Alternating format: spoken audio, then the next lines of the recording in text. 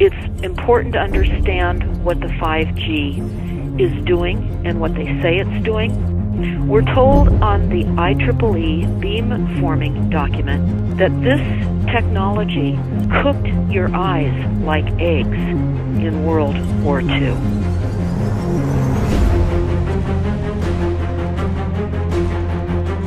And you all need to understand these are military weapons. These are assault frequencies. If you garner nothing more than that, that's what you need to know. It's microwave radiation warfare, is what this is.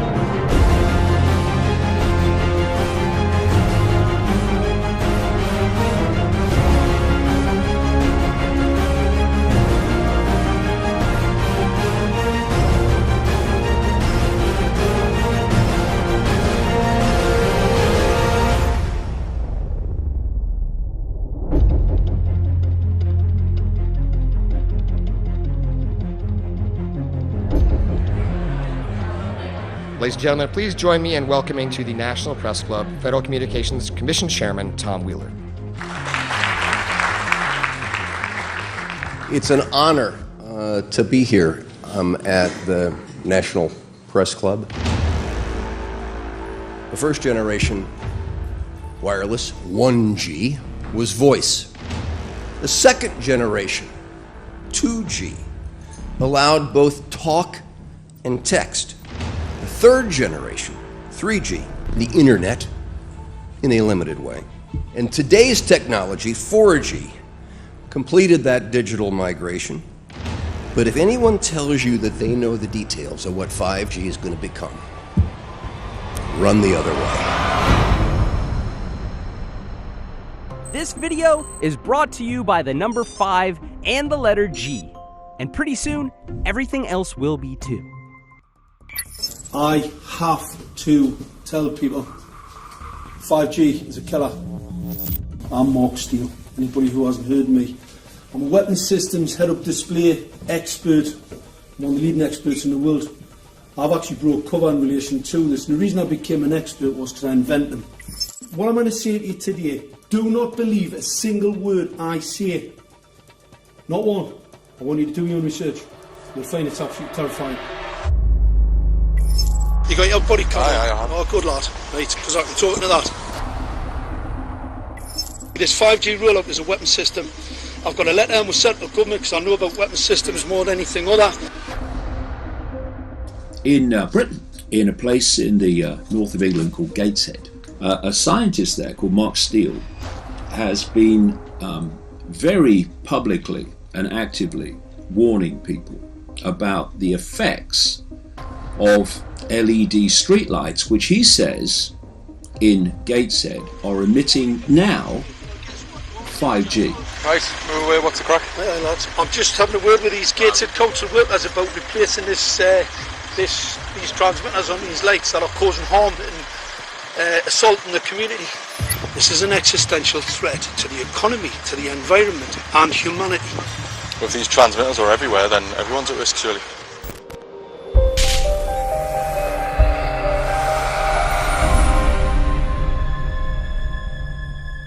There's a lot of confusion about what 5G is.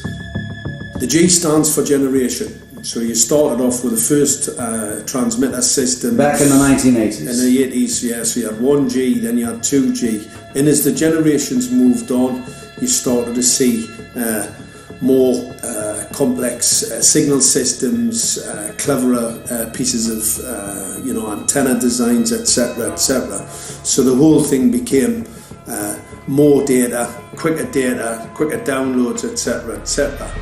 However, 5G is something completely different. Alright, let's get a breakdown. Let's tell the people what this really is. This is the 5G transmission device. Blinking heck, that's a hell of a beast, that, isn't it? These are the uninsurable transmitters. Just get a good look at that, guys, because obviously I know there's quite a few experts who want to see more detail about the transmitters and the chipsets. Just have a good look, boys. This is the control management system masquerade. There's an antenna there, you see that? What is this phased array antenna here? What's that? This is for phased array, alright?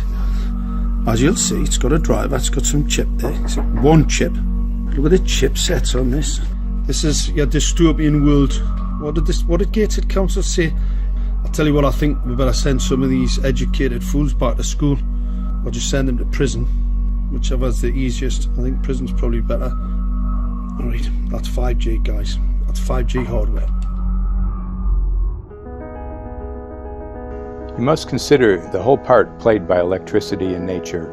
Human beings cannot go on developing in the same way in an atmosphere permeated on all sides by electric currents and radiations. It has an influence on the whole development of man. This life of men in the midst of electricity, notably radiant electricity, will presently affect them in such a way that they will no longer be able to understand the news which they receive so rapidly. The effect is to damp down their intelligence. Such effects are already seen today. Even today, you can notice how people understand the things that come to them with far greater difficulty than they did a few decades ago. Rudolf Steiner, 1924. Rudolf Steiner noted that in 1924, since then our atmosphere has become far more permeated with electric waves of widely diverse types. There's no doubt now that electric waves, electromagnetic forces, cause direct biological effects. There's thousands of peer-reviewed papers on this subject. There's no doubt about it. But what are these effects? How are they affecting us? What can we do about it? We're now at a stage where we're putting in what's called 5G, which is a special type of broadcast for high-density information transfers. And it turns out that this is the same frequency bands that are used in crowd dispersal weaponry.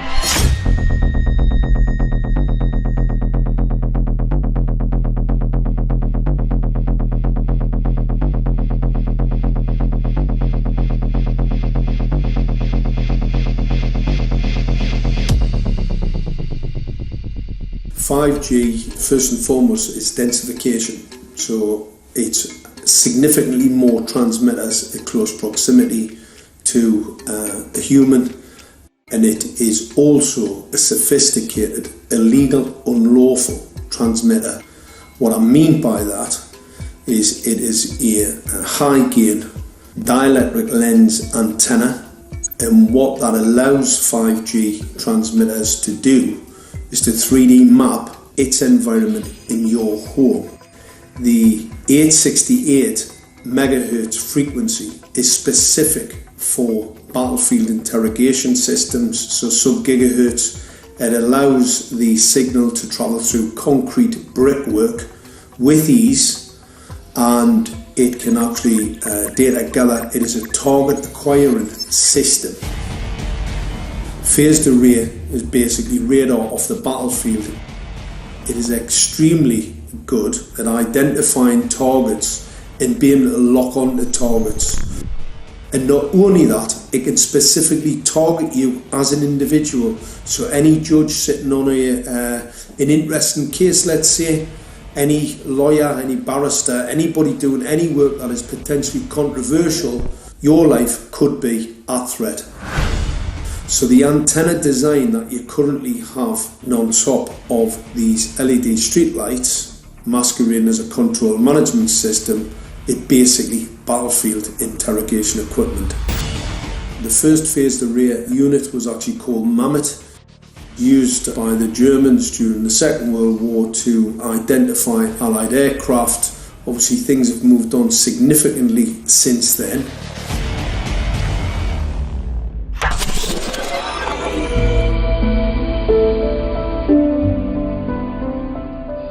Well, I joined the Royal Navy in 1960, and I specialised in microwave warfare. Radar, obviously, which uses microwave, but they don't just teach you radar, they teach you all about microwaves and other uses. So I understood about microwave warfare and how it can damage people, how it can harm people. Microwaves then were used as weapons, as they are today. It is a perfect stealth weapon, and when governments don't like a group of people, For instance, the ladies who protest at Greenham Common in England about the American missile base they camped, they were microwaved. We microwaved Catholics in Northern Ireland to make them sick. It goes on all over the world, and it's a weapon that you don't know you're being targeted, because the dose is very, very low, which is actually more dangerous than a high dose. It's very, very low, and it may take a year or two, but you can cause neurological damage and cancers with low-level microwaves, and you can make all your opponents sick. It's a perfect weapon for a government. Our impulses are being redirected. We are living in an artificially induced state of consciousness that resembles sleep. Their intention to rule rests with the annihilation of consciousness. We have been lulled into a trance. They have made us indifferent to ourselves, to others. We are focused only on our own gain. Please understand, they are safe as long as they are not discovered. Keep us asleep, keep us selfish, keep us sedated. Almost immediately, I had neighbours knocking on the door, talking about children bleeding from the nose. I had images posted on Facebook. And one neighbour in particular came to my door and mentioned the fact that since the LED street lighting had been installed, she was bleeding from the nose every single night. I thought it was unbelievable. However, I spoke to another neighbour who lived not far from the first lady who mentioned this, and she also confirmed that since the LED street lighting had been installed, she also had started to develop nosebleeds and had never had nosebleeds before in her life. That then put me on a journey to investigate. I measured microwave radiation levels from the transmitters on top of the LED streetlights. The basic 868 megahertz, it was significantly higher than the current Council of Europe 1815 resolution, which is a maximum of 600 millivolts. I've measured up to over 3,000 millivolts. 5 to 6 times higher than the guidelines. Significantly higher than the current Council of Europe 1815 resolution, which states that 200 millivolts should be the maximum. The Bioinitiative report states that it should be significantly less than that. So we've got the Council of Europe, that's, you know, the international criminal courts are stating that, you know, the learned judges have said that 200 millivolts, and I'm measuring in bedrooms in Gateshead minimum 600 and up to 4,000. Does this mean that in 2020, 2021, when 5G is destined to roll out globally, that you're going to get those kind of readings everywhere all the time? Everywhere all the time. Worse than that? Worse than that. Yes, 5G will connect the Internet of everything. If something can be connected, it will be connected in the 5G world. Hundreds of billions of microchips connected in products from pill bottles to plant waterers, requiring massive deployment of small cells. We won't wait for the standards. Now, to make this work, the 5G build-out is going to be very infrastructure intensive. We must reject the notion that the 5G future will be the sole provenance of urban areas. The 5G revolution will touch all corners, and that's damn important. The interconnected world of the future will be the result of decisions we must make today.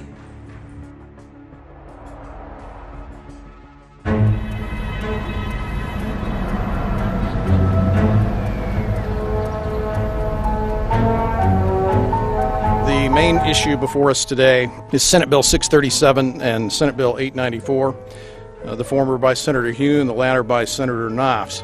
We're going to invite the first four witnesses in support of the legislation, and that would be John Jones with Sprint, David Lewis and Andy Emerson with AT&T, Neil Krevda with Verizon, and Frank Alcavetti Jr. with T-Mobile. So be straight with me. Is it true? It could be. No, well, very few cases. There was an unfortunate incident out in Iowa. Look, gentlemen, practice these words in front of the mirror.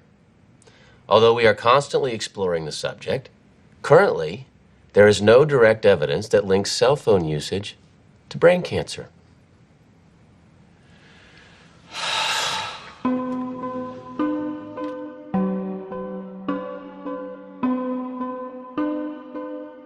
I'm Sharon Goldberg. I'm an internal medicine physician. I've practiced medicine for 21 years, and my background is mostly academic, internal medicine, hospital-based, clinical research, and medical education. I'm a certified Microsoft small business specialist. I've worked on space station designing the cabling system for the airlock module, where I was responsible for EMI/EMC analysis, which is electromagnetic interference, electromagnetic compatibility. I am a professor in the Department of Epidemiology, Biostatistics, and Occupational Health, and I teach there both toxicology and health effects of electromagnetic radiation. My name is Daphne Tachover, and I'm the founder of an organization called We Are the Evidence.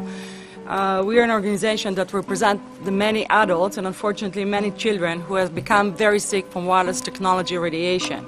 There seems to be a couple false Easter eggs being put out there right now. I want to make sure we dispel that right off the gate. The effects of wireless on health scientifically are very, very clear. So it's always pushed back to the definition of an acceptable level of radiation. And that's what this is, by the way. This is about radiation. Wireless radiation has biological effects, period. My name is Dr. Angie Kolbeck. I've been reviewing the studies showing the impacts of wireless radiation on our health, and there are now thousands of studies showing the following adverse health impacts to wireless radiation: cancer, oxidative damage, DNA damage, DNA failure. Things like memory, dizziness, anxiety, brain fog. Headaches, nosebleeds, cognitive problem, exhaustion. We have evidence of DNA damage, cardiomyopathy, which is the precursor of congestive heart failure. Short and long-term memory loss, decreased attention spans, lower reaction times, even involuntary contractions of muscles causing misalignments of spines and jaws. Breast cancer. We suddenly have breast cancer in women who have no DNA predisposition. Disrupted immune function and change in stress proteins, reproductive and fertility effects. There are dozens and dozens of studies that show beyond any doubt what this radiation is doing to our sperm. Now, if you take the cell phone out of your pocket, the sperm will recuperate within 3 to 4 months. What would not recuperate would be the damage to the DNA of the sperm. That is irreparable. The wife of the ex-governor of Indiana was diagnosed with glioblastoma. Same brain tumor Ted Kennedy had and John McCain had. Did you look at John McCain's scar? This is a cell phone brain tumor. LeBron James, one of our sports people, had a salivary gland tumor. That is another cell phone tumor. You didn't hear about it because immediately after that was discovered, he was paid by Samsung to become their spokesperson. We are seeing increases in brain tumors. We're seeing increases in Alzheimer's. We're seeing increases in all of the neurotransmitter diseases, ALS, Lou Gehrig's disease, Parkinson's. These are all disease systems that are known to be associated with low-level energy exposures. We talk about 24/7, around-the-clock exposure, wherever you are and your whole body. You never get away from it.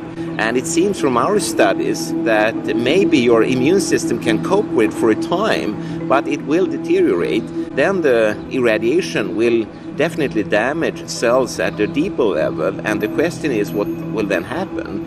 These are out of peer-reviewed papers, so these are not just hypochondriacs thinking that they're doing it. We're having real problems with this. This is no longer a subject for debate when you look at PubMed and the peer-reviewed literature. These effects are seen in all life forms: plants, animals, insects, microbes. So 5G is not a conversation about whether or not these biological effects exist. They clearly do. There is scientifically evidence that is so strong that you can be certain that the standards used by the FCC to manage health effects are wrong. We need to start measuring how much radiation are people being exposed to. before we roll out 5G, there are 4 kinds of electromagnetic fields that we know are harmful to human health. So radio frequency radiation, magnetic fields, dirty electricity, and electric fields, okay? Our exposure, any given person, and all humans are affected by EMFs. What is our exposure in a day? It's not one cell phone. It's cell phones, it's multiple wireless networks, it's smart meters, it's cell towers. It's this sandwich, and it all adds up. The data we're going to look at are all published science, testing results, or public standards. At the bottom end of the radiation scale of what's called power density, or signal strength, is the minimum level at which cell phones will work, which was found to be 0.2 billionths of a microwatt per centimeter squared. Pine needles were found to age prematurely at 0.000027. At short-term exposures of 0.05, children aged 8 to 17 experienced headache, irritation, concentration difficulties, and behavioral problems. 0.1 is the biobiology or building biology guideline for extreme concern. 1.0 produced sperm DNA fragmentation and a decrease in sperm viability in vitro. Also at 1.0, the science shows the following bodily effects can occur: headaches, dizziness, fatigue, insomnia, chest pain, difficulty breathing, and indigestion. 2.5 saw altered calcium metabolism in heart muscle cells. 4.0, changes in the hippocampus affecting brain memory and learning. And at 6.0, DNA damage in cells. So, where are smart meters on this list? Electrical Power Institute in December 2010 measured a single Itron smart meter with pulses up to 7.93 microwatts per centimeter squared. Our own testing indicated approximately 8.0 with 1 meter. These tests are at a close distance, approximately 1 foot away from the meter, but an infant's crib could be just as close on the other side of the wall where the meter or bank of meters are installed.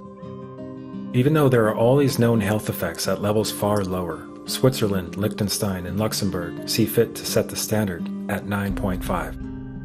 And China, Poland, and Russia, 10.0. This is the same level at which behavior has been altered, producing reflexes of avoidance following 30-minute exposures. A room of 12 smart meters, very common and even a conservative number in an apartment building, tested at 19.8 microwatts per centimeter squared. This is hundreds of times higher than levels which clearly indicate harmful effects. So, how can utilities and governments get away with forcing these devices on everyone? This is how. In Canada and the US and several other civilized countries, the safety limit is set at 600 to 1,000 microwatts per centimeter squared. This so-called safety limit is literally tens of thousands of times higher than levels which are known to damage health according to peer-reviewed published science.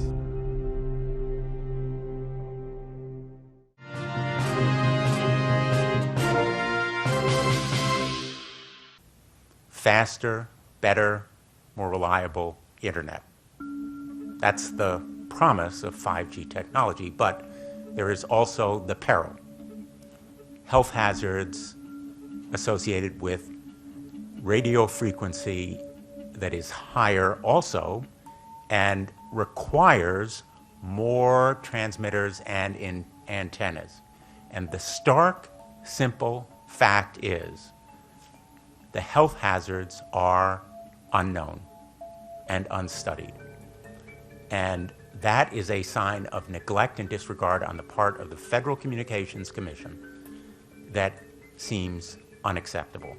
There have been no answers so far. The FCC basically has said everything's fine, but in order to reach a conclusion about the health and safety of this new technology, we need facts. Mr. Chairman, thank you for having this hearing. 5G, as you well know, also uses higher frequency waves that don't travel as far and will rely on a network of hundreds of thousands, potentially millions of small cell sites. And the question then is, are there any health implications, any public safety implications to those additional sites that are likely to be located close to homes, schools, workplaces, and closer to the ground? Correct? Correct, Senator. Yes. So my question for you, particularly Mr. Gillen and Mr. Berry, how much money has the industry committed to supporting additional independent research? I stress independent research. Is that independent research ongoing? Has any been completed? Where can consumers look for it? And we're talking about research on the biological effects of this new technology. Thank you, Senator. I think, thank you for your focus on the issue. Safety is paramount, and as you alluded to, we rely on the expert agencies, we rely on the findings of the FDA and others as to the requirements to keep all of us safe. There are no industry-backed studies, to my knowledge right now. Happy to visit with you as to what opportunities you think there needs to be more studies, and we're always for more science.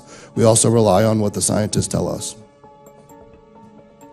So essentially, the answer to my question, how much money? Zero. I can certainly follow up with you, Senator. To my knowledge, there's no active studies being backed by industry today. Anybody else know of industry commitments to back research, fund it, support it, to ascertain scientifically the health effect? No, I'm not aware of any. So there really is no research ongoing. We're kind of flying blind here, so far as health and safety is concerned. Thank you, Mr. Chairman.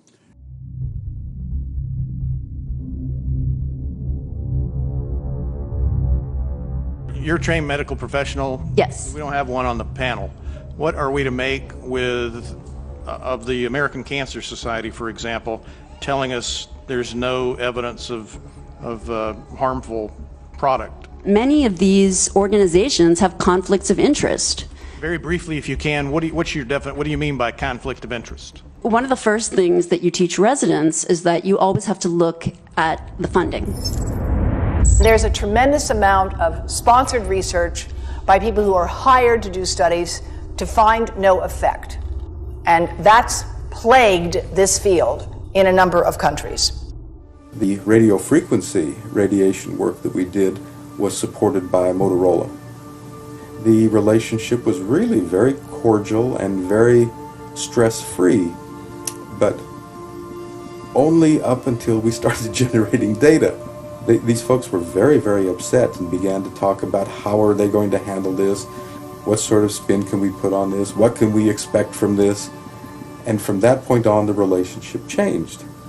What we saw was that Motorola began to exert more and more control over the work, telling us what to do, telling us how to write abstracts, what to say in the abstracts, what to say in the papers, how to do the work.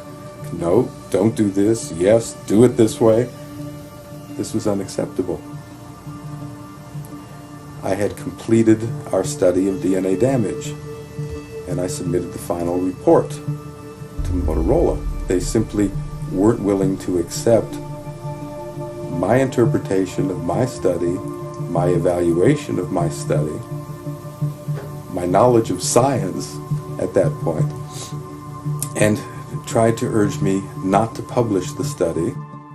Did you hear about people coming to you as far as having complaints about illness? We were made aware of health complaints following installation of smart meters, and we wanted to verify this using our field work. So I measured the field of about 30 different people while they stood 1 foot in front of the smart meter, and in every single case, the human energy field was obliterated as they stood in front of the smart meter. So in our first slides, what we see is normal cells, and the structure of the cells is intact and sound. This is what we would expect from a normal sample. So after 2 minutes of exposure in front of the smart meter at about 1 foot away, we see a totally different story. Sample 1, you can see a lot of degradation in the cells. The cell walls have been broken, and you see changes in the cells which are called mycoplasma. It shows a mutation to the cell. In the second sample, we see a different type of degradation to the cell membranes. You can see a corrugation here. This is called bottle cap formation, and it's known that this occurs due to oxidation or exposure to free radicals. So this third subject, when we did her sample, she had to be pulled away from the meter after 45 seconds because she complained about an increasingly severe headache. And here you see a phenomenon called rouleau, where the red blood cells are stacking up, which makes it very difficult for the blood to deliver oxygen to the tissues as they would be their normal function. Every single one of these is a degradation. Every single one of these shows a trauma to the blood cells, and that came from something, and the only variable was the smart meter. The good news in all this is the patient and the blood can return to normal once they have been removed from the influences of these stressors.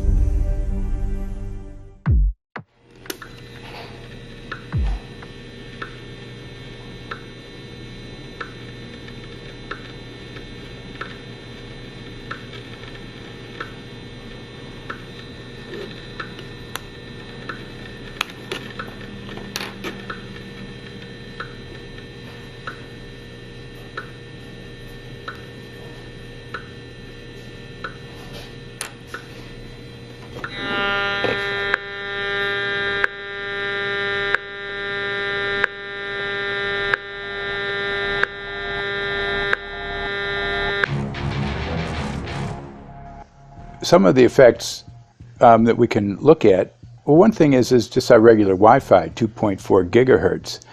That's in the same range as microwave ovens, which are also called radar ranges, because that is radar. 2.4 gigahertz is interesting. It's not the peak absorption rate in water for microwave frequencies, but it's at a point where it allows full penetration, because if it came in at the peak, it would prevent the insides from getting warm. So that's with basic Wi-Fi. Now when we look at 5G, 60 gigahertz, this is what they call active dispersal sort of weaponry, just to keep people back. It burns the skin. It doesn't penetrate, but 60 gigahertz is the frequency of oxygen molecule absorption. Since they have electrons that they share with each other, what we breathe is actually O2, pair of oxygen. So being bombarded with 60 gigahertz could very well impair our oxygen absorption rates in our body, and thereby the whole basis of our living system. Martin Paul says, putting tens of millions of 5G antennas without a single biological test of safety has to be about the stupidest idea anyone has had in the history of the world. So assessing all this, we have experts in various fields: military EMF weaponry, biological effects on humans, firefighters that are getting cognitive impairment by being there in them, countries that are banning these sort of technologies around schools because of the impairment to cognitive. Let's weigh that up in light of what Rudolf Steiner said in 1924 about just mere radio causing the impairment of cognitive functions on people, that they can receive news from around the world, but they can't understand it as well because of the effect of the electricity. We have to say, something smells sinister here. With the 5th generation, it's actually a whole new ballgame. It's not using the same technology. They're switching to military-grade millimeter wave technology. And when you look at this technology, I mean, if you go and look at DARPA reports, come and look at some of the patents that the United States military has put out on what they can do with psychological weapons, all sorts of things, crowd control, active denial, anything you can think of. This is what they can do with 5G. So any type of military application you can think of which has an electromagnetic base, they can do with 5G. And they're putting this out blanket across the population. Ladies and gentlemen, the President of the United States. Good evening, my fellow Americans. In the councils of government, we must guard against the acquisition of unwarranted influence, whether sought or unsought, by the military-industrial complex. The potential for the disastrous rise of misplaced power exists and will persist. We must never let the weight of this combination endanger our liberties or democratic processes.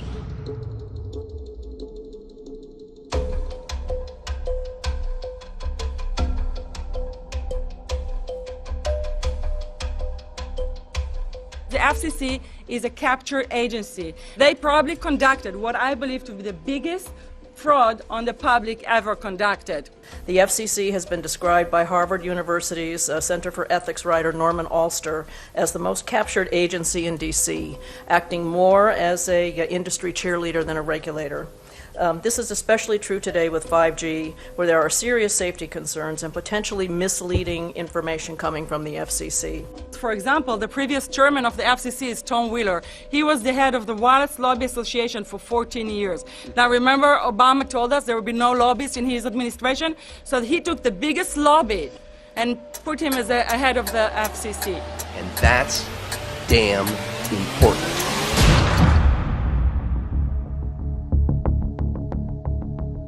In 1993, the FCC started a rulemaking to adopt the IEEE regulations on this issue.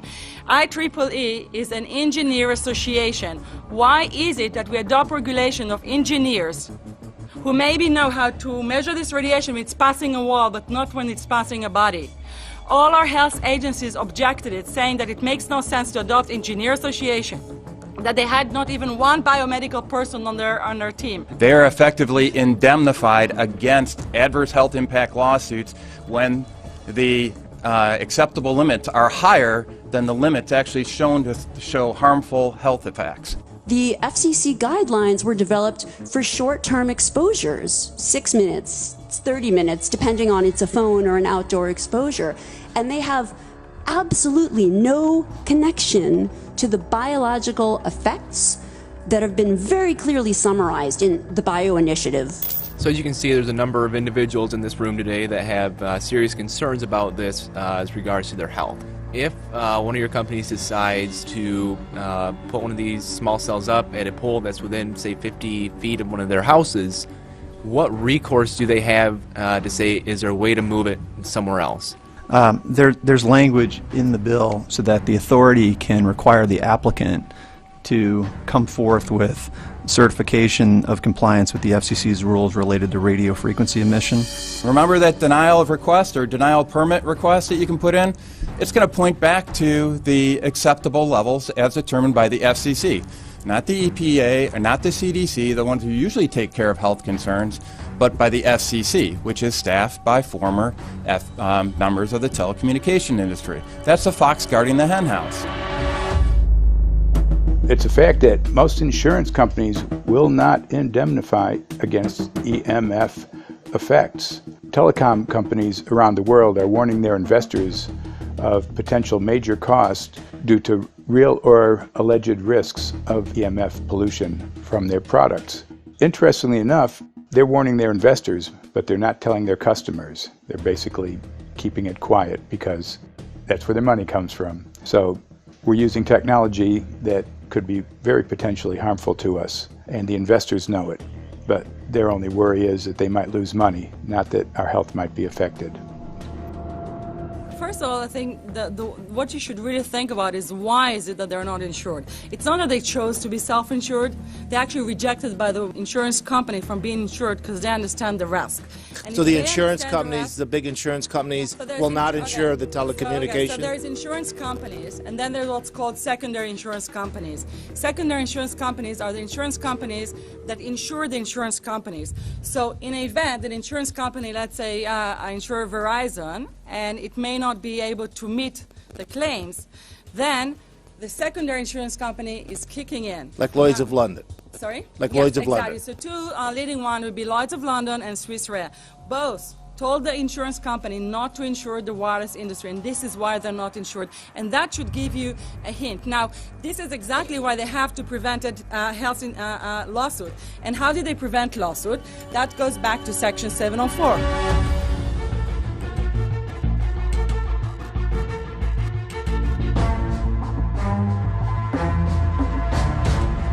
Section 704 was passed in 1996. This is how our rights in regards to health were taken away by the wireless industry. What this legislation did, it gave the power to regulate the health effects of wireless technology to the FCC.